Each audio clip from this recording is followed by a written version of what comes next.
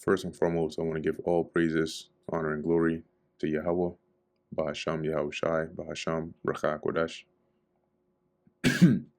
Double honors to the elders and the apostles of Great Millstone, and peace and blessings to the elect.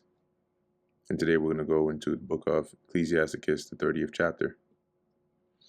He that loveth his son causeth him oft to feel the rod. The rod is basically you would be beat or whipped, to be corrected. It's not just you just get up one day and just start whooping his ass. But if you love him, that's the disciplinary measure. Mainly in the ancient world, mainly that's the disciplinary measure because it's pain, right? But in doing so, it says what? That he may have joy of him in the end. So at the end, when your son, knows, right, is taught, hey, not to do that, not to do this, not to do that. Because pain is a very, very, very powerful and motivating factor, especially as a child. So it instills and drives out bad habits and instills righteous habits from a youth that will stick to them. He that chastiseth his son shall have joy in him. Because you chastise your son when they do something wrong, right? So eventually they're going to stop doing those wrongs and start doing right. And that's going to bring you joy. And shall rejoice of him among his acquaintance, right? You'll be able to speak well, and really brag even, right, of the accolades and the accomplishments of your son or your child, because they were brought up the correct way. He that teacheth his son grieveth the enemy, because, well, it's gonna actually tell us, if you are an upright man and you teach your son the proper ways, you grieve the enemy, because now you're leaving behind someone else that is upright like you. And if everybody in the society was like that, the enemy would have no way to be able to get in, right, to destroy you, because you are teaching your sons the right way. You're bringing them up in the right way, right? They know. So right now, like if you look in today's society, the number one enemy that has destroyed our people, carnally, that is Esau.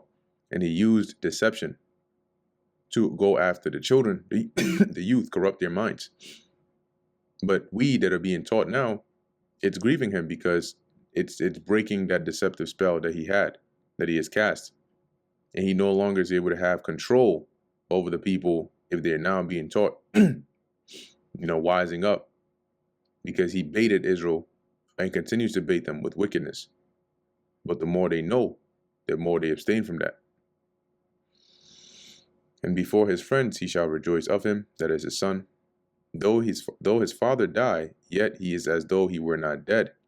You see? Why? Because he left, it says, for he hath left one behind him that is like himself. So by properly disciplining your child and instilling your principles in them, which is the right way, when you die, it's like you're still there. It's like when Mufasa died and Simba steps into his shoes. While he lived, he saw and rejoiced in him. And when he died, he was not sorrowful. That is the father. He left behind him an avenger against his enemies, like David did with Solomon, right? Where he gave him basically a list on his deathbed. Hey, this person did me wrong. That person did this. That makes sure you get them all. And one that shall requite kindness to his friends.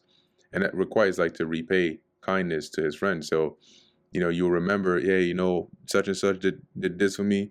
Make sure you bless them or do this for them.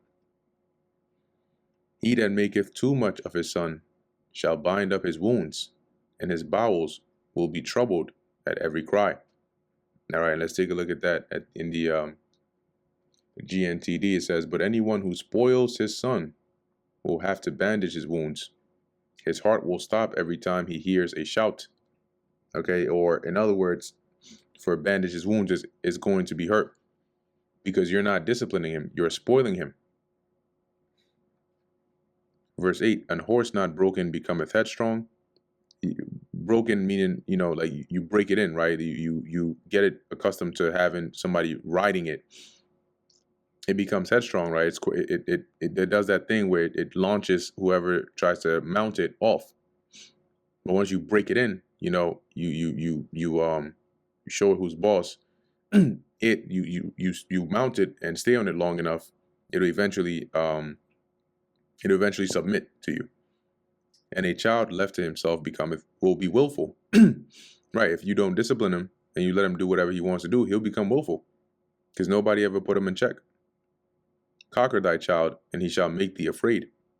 Play with him, and he will bring thee to heaviness. And when you conquer him, it's like pampering him, making you afraid, meaning that he's going to grow and he's not going to respect your authority. Okay? If you play with him, right, you have people that say, oh, my mom is my best friend. My dad is my best friend. No, you're supposed to fear and respect your parents. Because, that whole best friend, eventually, what happens if there's a disagreement? What happens if they tell you no, or they tell you got to do something? You got to respect them as your parent. See? So as a parent, if you are not, instilling proper discipline and fear in your child, they're going to eventually, as it says, bring you to heaviness. Laugh not with him, lest thou have sorrow with him. Now, that doesn't mean that you can't laugh with your child at all. What it means is don't be their laughing buddy.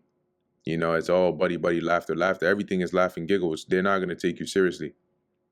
And when you try to discipline them, they're not going to, submit to your authority and bring you sorrow, unless thou gnash thy teeth in the end, right? And that's through regret. Give him no liberty in his youth, and wink not at his folly. So don't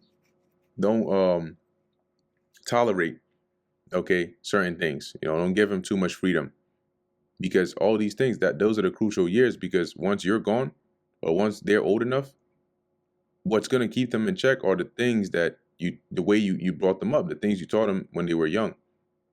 So that's the crucial time, because eventually they'll get old enough to have that liberty.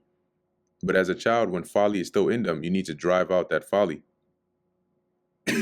So don't wink at his follies. Don't just turn a blind eye to it. No. Bow down his neck while he is young, and beat him on the sides while he is a child. Right? When you bow down his neck, you're basically you discipline him. You have him be subject to you, and you beat him on the sides when he is a child. This is when they do something wrong. This is not saying you just go up. I mean, that should be common sense, right? You just go up and, hey, lift up your arm. Wham, wham. No. Lest he wax stubborn and be disobedient unto thee, and so bring sorrow to thy heart. Chastise thy son and hold him to labor, right? Put him to work. Let him work. Lest his lewd behavior be an offense unto thee, right? So discipline your son and give him work to do, or else he will be an embarrassment to you. Better is the poor being sound and strong of constitution, that is his body, than a rich man that is afflicted in his body. You can be super, super rich, but you filled with all these infections and diseases and wounds. You can't even enjoy your riches. Somebody may not be as rich, they may be poor, but they're healthy, they're sound, they're good. Yeah, they're happy. Be healthy, be happy. Health and good estate of body are above all gold, and a strong body above infinite wealth. You can be the richest man alive, but you're full of diseases, you're miserable. So having good health, all right, is above all gold.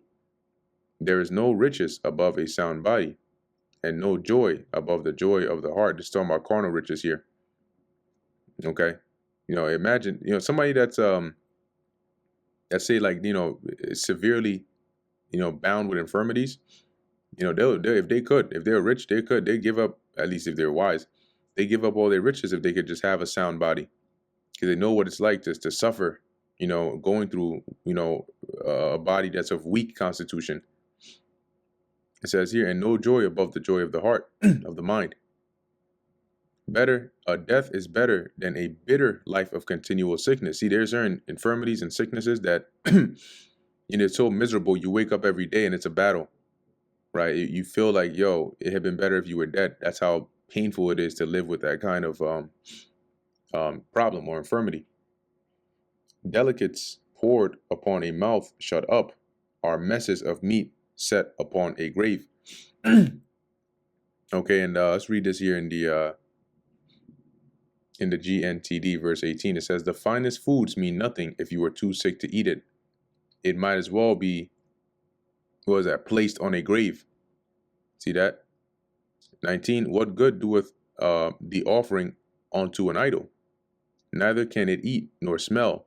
So is he that is persecuted of the Lord. Right? Persecuted meaning like one that is stricken by the Lord in judgment of some infirmity, right? Or afflicted.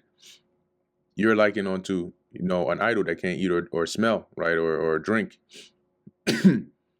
He seeth with his eyes and groaneth as an eunuch that embraceth a virgin and and sigheth. Why? Because a eunuch, I'm reading the GNTD, it says he looks at his food and sighs, right? This is the one that's been afflicted, like a castrated man hugging a young woman. He sighs because, he could if he would if he could, but he can't. You get, if you know, you know. Okay, it says here, give not, so he desires to have it, but he can't. Just like one, who is struck by the Lord in infirmities. Give not over thy mind to heaviness, and afflict not thyself in thine own counsel. Right? So don't give your mind to the depressive thoughts. Right? Don't do that to yourself. The gladness of the heart is the life of man. And this is your mind, right? Your mind. Because sorrow of the mind kills. And the joyfulness of a man prolongeth his days, right? You live longer when you're happier. Love thine own soul and comfort thy heart. Remove sorrow far from thee, for sorrow hath killed many, and there is no profit therein. Right? That depressive spirit, for what?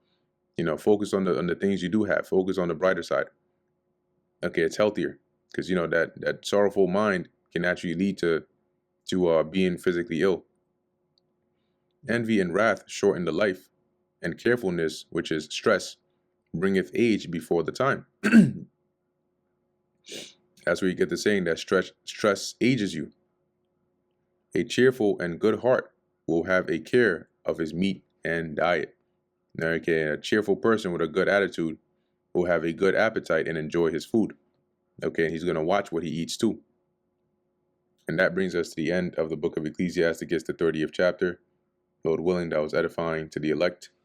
In closing, I want to give all praises, honor, and glory to Yahweh, Bahasham Yahweh Shai, Bahasham Rakha Kodash. And until next time, Shalom.